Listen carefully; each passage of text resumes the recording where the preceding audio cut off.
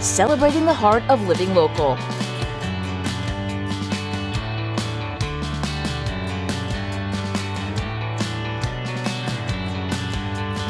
With your host, Jaclyn Friedlander. You're watching ciLiving, sponsored by Stephanie Pratt. Coming up on ciLiving, what is a bristlebot? Sunshine Supplies for Teachers is here to show you what they are and how to make one. And as we get closer to the official start of summer, meteorologist Adam Sherwinski will talk about the importance of sunscreen. Plus, Rebecca Strom from the Muhammad Library is here with book recommendations and ways to keep the kiddos cool this summer. Thank you for tuning in and welcome to ciLiving. I'm your host, Jaclyn Friedlander. Meteorologist Adam Sherwinski joins me for today's Ask Your Meteorologist. Thank you so much for being here, Adam. Yes, thank you for having me again. Of course. As always. As always. This time I'm not wearing a lab coat, though. So I know, because we have an actual Ask Your Meteorologist, and the question is, what is a haboob? What is a haboob? So I've got actually kind of a graphic queued up because we actually experienced one not too long ago here in central Illinois, or what could be considered one. The National Weather Service in Chicago says that dust storm that we had a couple weeks ago, they're probably considering it a haboob. It does reach that threshold, and you're thinking, a haboob? What? I've never heard of that. Well, in central Illinois, we normally don't get these. It's probably the one time you're going to ever experience it if it gets classified that way. So what is it? It's called by strong winds, which we had that on that Friday, often produced by thunderstorms, which we had at the same time we were talking about dust storms and dust rolling through the region. We had severe weather that day as well, and the winds pulled the dust from the ground into the air. We've got that on our when we were kind of doing our coverage, we were talking about that. Like, hey, Seth even mentioned it's up in the sky there.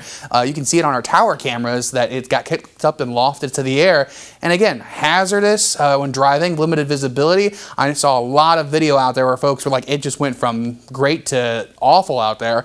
Mechanical issues for planes. I mean, we had 69-mile-an-hour wind gusts there at Willard Airport there, and then can cause breathing issues and health issues too as well. I mean, that dust traveled all the way up towards Chicagoland. Mom and Dad even got to see some of that dust. And again, Northwest Indiana isn't known for having dust storms, nor is Central Illinois, so keep that in mind. And it's kind of like a wall of dust and debris. It's kind of something you would see in the movies. You know, the big wall of dust. That's a haboob. Yeah, and so I remember that day because I got the alert where your phone does the right, the emergency alert system, and it said dust storm. And at first I looked down and I was like, oh, this is probably like an old West Coast alert or something. And then it said that there was traffic on the freeway that was zero visibility, and a few minutes later it was like the air quality definitely got worse. So what caused, like, it was just the dust from the ground just getting lofted from, again, the winds coming off of thunderstorms. And we had some really strong gusty winds that day anyway, outside of thunderstorms. That was kind of the key thing of why we were seeing the severe weather, is we already had that strong jet. And then at the surface, you know, you've got the strong winds, and then aloft, you've got that dust getting kicked up from those thunderstorms that were just west of where that all really kicked up. And if you look at satellite video, which I don't have on me, but it really kicked up northward mainly because of that southerly wind. It kicked all the way up to Chicagoland, and that's quite a thing to see. In fact, some of the pictures we had from McLean County had that wall of dust-like feature that you would normally not see, and you would see in, like, you know, the Saharan Desert. You would see that out in maybe Arizona or maybe out towards New Mexico. You would not see that here locally. I've actually got some video from D-Land, from Jordan. We showed this during our coverage there, and it looks like something from the Dust Bowl, right? It really does. I mean, that actually almost to me looks like a movie, and it looks like a black and white. That looks like Wizard of Oz or something like that. Yeah, that's what I was thinking too. So everyone gives that kind of Dust Bowl kind of vibe. And this didn't last too long. That's the thing. Those conditions, those really low vis conditions, don't last forever, but they're still long enough to cause issues. I mean, if you have a hard time seeing for any time, it's going to cause any problems, especially if you're on the road. I know we had some traffic issues there on 74 out by St. Joe and Ogden. So what do we do in a dust storm? I know we kind of talked about this more lately than we used to. Safety is utmost important. Yeah, what do we do? I feel like we've pulled out this graphic ever since I've started working here a lot more. So avoid areas with known dust storms here. For our viewing area, we've had a lot of spots there across the highways and the open rural areas there. If possible, pull off to the side of the road, turn off your lights, or keep your lights on so other folks can see you.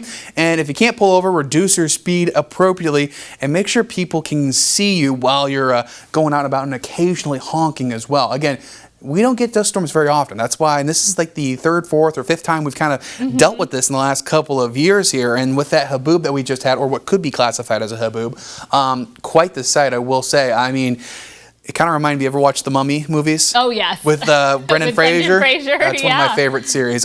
But the scene where they have Imhotep as the wall of sand, it looks a lot like that. Not as intense and doesn't have a face on it, obviously. Of course. And there's no curse involved or anything. There's Rachel, no scarab beetles that are falling out. No Rachel Weisz, none of that. But there is that wall of dust there, and it's very similar to that. So just keep that in mind, that we don't get that normally here, and to see that, it's kind of interesting to see. You know? It really is.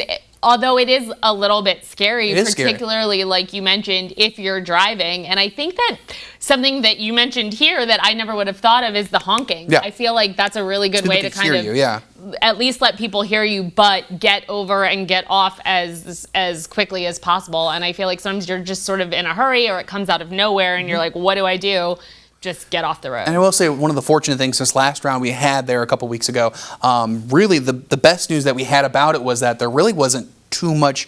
I mean, there was traffic incidents, but there wasn't too much. There wasn't injuries, there wasn't deaths. Sure. Whereas a couple of years ago when we had that dust storm in Divernon, before I think you got here, that was a really big event between St. Louis and Springfield area. So again, I think we're, unfortunately, or fortunately, I guess, we're getting kind of more used to what to do in a dust storm, which is great, but also we normally don't have to do that. It's like getting used to earthquakes around here. We don't normally have to do that. Right. Or in California, if they had to get used to tornadoes, which they normally don't do. So, right, never, So it's interesting how that kind of shift in dynamics. Yeah, it is. It's interesting how the weather changes.